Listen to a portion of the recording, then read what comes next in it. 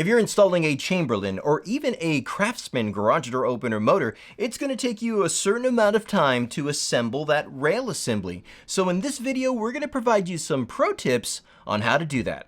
Let's party.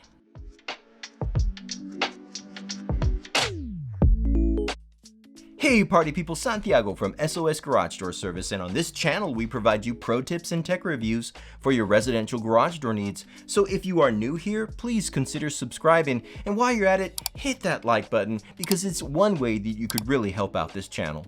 Now the rail assemblies that come with these motors will be in pieces, and there's roughly like 12 of these pieces. Of course you have pretty much what's the trolley carriage there. This happens to be the piece to the rail assembly that you will attach onto the end. Of course you have your belt here, and all of these pieces are vital. What's probably the most daunting, and that is time-consuming part of this whole process, is basically getting the 5 rails together. You see this right here?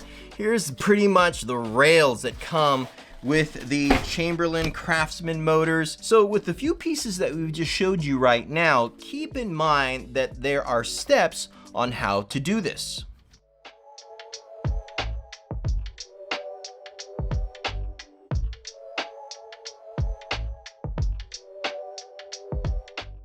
Of course, the beautiful thing is that you have several aids on how to get this process done. Number one, Chamberlain provides some instructional videos online through YouTube and even off of their website, where step by step you can get some help on how to piece this rail assembly together.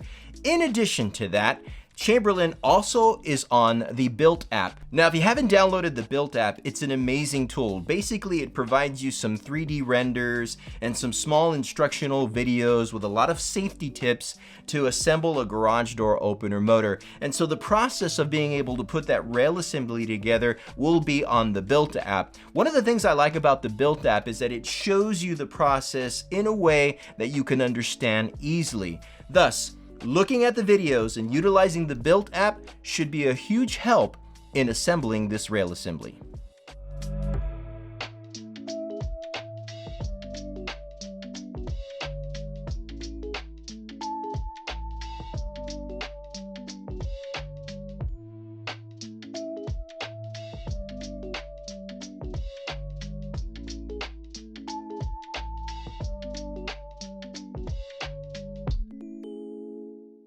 Now there's another aid that Chamberlain provides you, and that's in this color-coded manual, installation manual right here. I find that on the newer motors, this is no longer available, but on the older motors, pretty much any of the B970, B1381 series, these manuals will still be in there. And the reason why I like this is because they have some color-coded diagrams that will help you with the installation process. So what I like to do is put all the parts in front of me, so that way I get a visual on what I need to do step by step. Now it's important to understand that you have a lot of small pieces. For example, you have the spring bolt that goes to the trolley carriage. It's the bolt that'll go in this part. And the reason why that's important is because there is a flat side to that bolt. I don't know if you can see it here in the video, but there is a flat side in that hole right there that you want to take into account. You don't want to put in the spring bolt the wrong way. You want to be able to put the spring bolt in a way that's going to go through that flat side. I don't know if you can see that there. That's one important piece to keep in mind. At the same time, you want to keep into account that there is a master lock that connects that spring bolt to the actual belt assembly. So again, the process is very important, and when you have all the pieces in front of you, you can visually see that. So going back to this part, it's important to understand that the trolley carriage has to be applied onto the rail assembly before you put this last piece onto the rail. So in essence, you're going to put the 5 pieces of the rail assembly together, but you're going to apply this trolley carriage on the rail assembly first before putting this last piece on that rail. Trust me, party people, doing this will save you a lot of time and it'll save you a lot of headaches.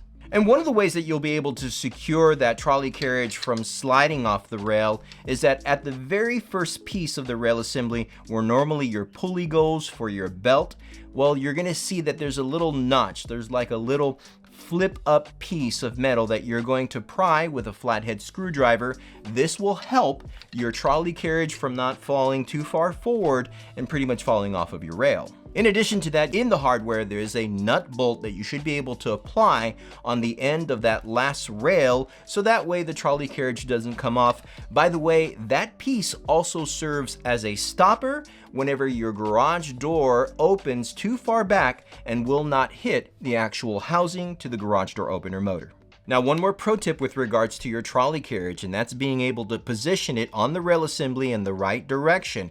You want to make sure that this piece is on the rail facing the right way. So obviously, if our door was right here, our trolley carriage would slide on like so. You would be able to connect the belt to this portion of the trolley carriage and your spring bolt here. Clearly, if our door was on this side, it would look like this. Make sure that you're installing this positioned to the door the right way. Failure to do so, again, is going to cause a lot of headaches and a lot of time. Now at this point, you're going to apply the belt onto the rail assembly, and you're basically going to unravel this completely so that you can hook this portion onto that trolley carriage. And at the same time, it's going to give you the opportunity to apply that spring bolt properly onto the other side of this belt. As you continue this process, you're going to find that that rail assembly is going to be much more sturdier. Now, pretty much at this point, your rail assembly looks done. You've wrapped it around the actual sprocket to the garage door opener motor head. You've applied the 2 bolts from the motor head onto the rail assembly. And now you're going to hand tighten that belt with your hand. Now, it's vital to use your hands because it'll allow you to gauge the tension to your belt, because you do not want to tighten your belt too much. Now, some guys will like to speed up this process with a wrench like myself, but I make sure that the belt is not too tight. One pro tip to help you through this process is simply by propping up the other side of the rail assembly. You can do that with a simple block or a piece of wood. I tend to use the battery backup and just simply lay it on top of there, so that way you can have enough leverage to tighten the rail, the belt, all of it together, keeping it nice and tight, nice and smooth, operating normal. Of course, the pro tips, techniques, and ideas in this video should not be considered law or infallible. Why? Well, because I'm nobody, but at the same time, it's important for you to understand your garage door needs and your garage door circumstances. Thus, if you have no interest, you don't care about assembling a rail, if you don't care about installing your garage door opener motor, then reach out to a contractor, because that's what we're there for. And well, now, yes, now you can release the tension to that spring nut to the bolt on the trolley carriage, not forgetting to put that belt cap on top of the garage door opener motor head sprocket. You'll install the garage door opener in a safe manner by propping it up and making sure that you have the right punch angle, perforated angle brackets, L brackets to hang the garage door opener motor in a safe way, making sure that it stays center on that garage door center style to have the proper leverage to open and close. Now, party people, these are just some pro tips to help you beginners assemble that rail and install your garage door opener motor. Thus, if you have an additional question, or perhaps maybe even an easier way of how making this process a lot simpler, please leave a comment or question down below, because I'd love to be able to respond to it. In fact, if you're not crazy about installing a piece rail assembly to your garage door opener motor, then check out this video right here where we talk about the benefits of going with a one-piece rail assembly. I want to thank y'all for partying with me, and as always, y'all stay safe.